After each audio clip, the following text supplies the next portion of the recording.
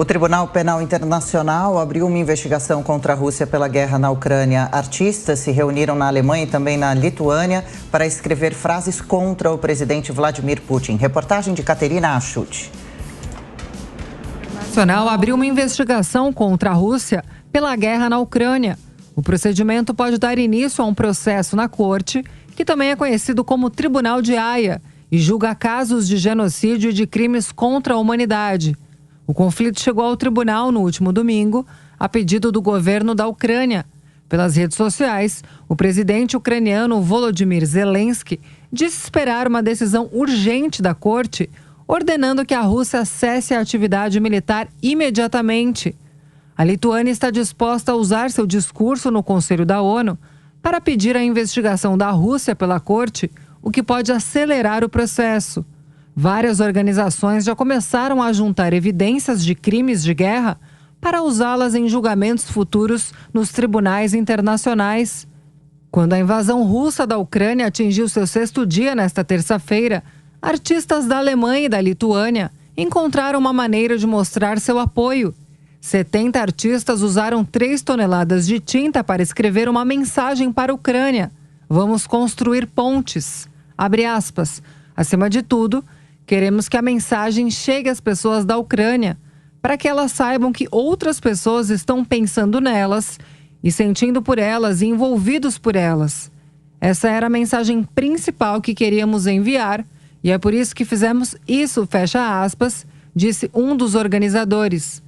A iniciativa também pintou as letras e um sinal de paz em cores ucranianas em uma ponte. O prefeito da capital lituana pintou uma mensagem diferente em uma estrada próxima à embaixada russa, que diz: Putin, Haia está esperando por você. Em outro lugar da Lituânia, letras gigantes apareceram no telhado de um prédio de propriedade de Moscou, com dizeres anti-Kremlin. Professor, como deve acontecer esse julgamento na prática ali no Tribunal de Haia? Quais são as possíveis consequências que Vladimir Putin pode vir a sofrer? Por que esse tribunal foi criado? Esse tribunal foi criado em 1998 com o objetivo de ser um tribunal permanente para julgar indivíduos acusados de crimes contra a humanidade, crimes de guerra, por exemplo, né? Esse é um dos tipos de crime que são julgados no TPI. Antes do TPI, o que acontecia? Eram criados os tribunais especiais da ONU. O Tribunal de Nuremberg, que julgou os nazistas, é o mais famoso desses. Também teve o de Tóquio, né, que julgou os japoneses no final da Segunda Guerra Mundial. Mas antes desse tribunal, você tinha tribunais episódicos, a gente chama. Então vinha lá acontecer um grande, né, um conflito, uma grande situação internacional, criava-se lá um tribunal específico para julgar aquela situação. E isso era ruim, porque você dependia de uma boa vontade da comunidade internacional para criar tribunais, então muitos casos, muitas situações acabaram ficando à margem sem serem propriamente julgadas. Aí a comunidade internacional, inclusive o Brasil, se mobilizaram e criaram um tribunal para que não haja mais a necessidade de criação desses tribunais e para que qualquer cidadão de qualquer país esteja sujeito, né, a ser julgado. Ele entrou em operação em 2001 na cidade de Haia, junto com outro tribunal importante que é a Corte Internacional de Justiça, que julga estados, que julga países.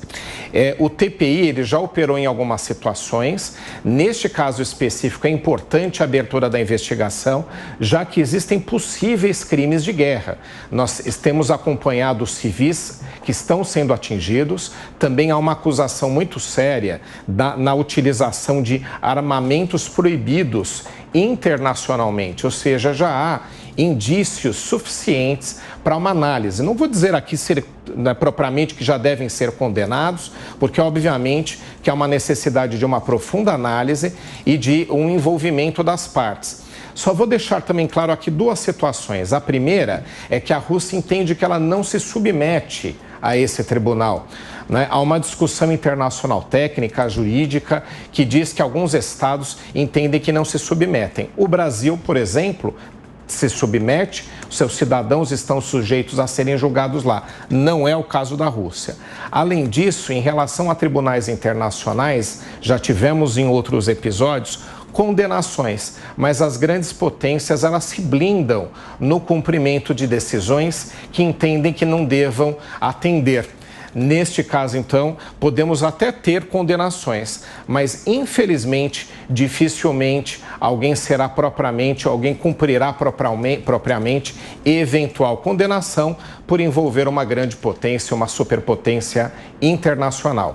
Professor Manuel Furrella, na segunda-feira tivemos uma rodada de negociações entre os dois países e hoje, mais uma vez, uma tentativa.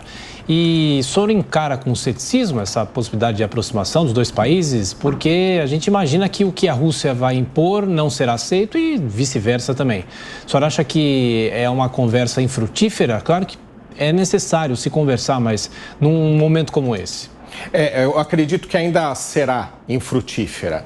Nós tivemos ali num primeiro momento com a ocupação, com a surpresa da ocupação russa, né? A surpresa inclusive fez parte da estratégia internacional. Somente os Estados Unidos afirmavam que a ocupação, a invasão aconteceria, o resto do mundo acreditava que não ia acontecer naquele momento. De qualquer forma, a vantagem em termos de negociação que a Rússia tinha no primeiro momento, agora não tem, não por questões militares. É óbvio que as forças russas têm larga vantagem nesse conflito e continuarão tendo. De qualquer forma, as sanções internacionais e uma repercussão negativa muito maior do que qualquer um esperava, tornam também a Rússia agora, ou deixam a Rússia agora numa situação um pouco mais desfavorável. Por conta disso, eu não acredito neste momento que isso ocorra. Se a Rússia conseguir, nos próximos dias, ocupar plenamente a capital, talvez ela entenda que teria uma condição melhor para a negociação. E, por outro lado, a Ucrânia não atenderá às reivindicações russas. Neste momento, no momento onde ela conta com apoio internacional e que seu líder, seu presidente, de uma forma também surpreendente, conseguiu consolidar-se com amplo poder na opinião pública nacional e internacional. Aqui nos estúdios, professor Manuel Furrella. Professor, continua conosco nos nossos estúdios e daqui a pouco também os nossos correspondentes vão trazer as últimas informações diretamente da Europa. Agora, 6h20. Repita. 6h20. Professor Manuel Furrella, falando um pouquinho sobre esse poder bélico, sobre em especial as ogivas, a ameaça nuclear que chocou de uma certa forma o mundo todo. A gente até sabia que esses artefatos eram desenvolvidos, mas não sabíamos até onde eles poderiam realmente vir a ser usados, até mesmo como ameaças, como foi o que aconteceu. Por que será que o presidente Joe Biden disse para os americanos não se preocuparem com isso, com essa ameaça? Tenho aqui a informação de que, segundo a Federação Americana de Cientistas, o mundo tem perto de 12.700 ogivas. 90% estão na Rússia e nos Estados Unidos. Esses outros 10 se distribuem por China, França, Paquistão, Índia, Israel e Coreia do Norte. A Ucrânia, professora, eu estava levantando informações, chegou a ser a terceira em artefatos no mundo, que herdou no pós-Segunda Guerra, mas abriu mão através do Memorando de Budapeste, assim que se chama, que foi um tratado assinado inclusive pela Rússia, garantindo respeito e soberania às fronteiras ucranianas. Vai acontecer uma guerra, uma corrida, melhor dizendo, agora no mundo todo, atrás de ter também cada país a sua ogiva, essa sua proteção contra um possível ataque nuclear?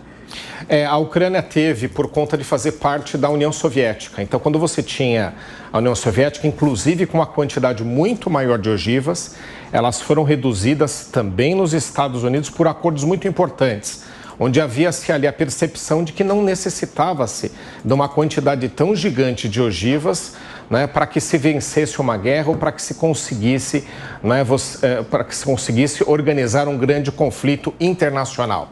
Quando a União Soviética se desfez, houve um receio, e havia ali também realmente uma grande importância nessa questão, de que armamentos nucleares eles ficassem em países ou ex-repúblicas soviéticas em total descontrole internacional. Então a Ucrânia ela cedeu.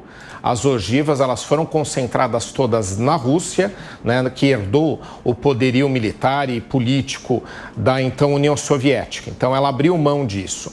Então você teve ali naquele momento também uma garantia que não está sendo cumprida. ajuda.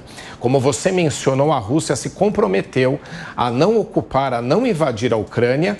Em troca disso, recebeu as ogivas nucleares em seu território, o que trouxe uma maior tranquilidade internacional.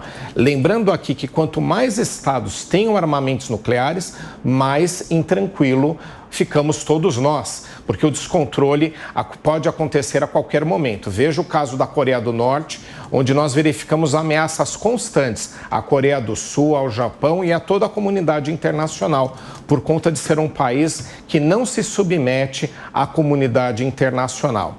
Também respondendo à tua pergunta em relação a uma corrida armamentista, eu não vejo dessa forma a questão nuclear. Alguns estados, o caso do Irã é o mais notório, buscavam o desenvolvimento desse tipo de armamento.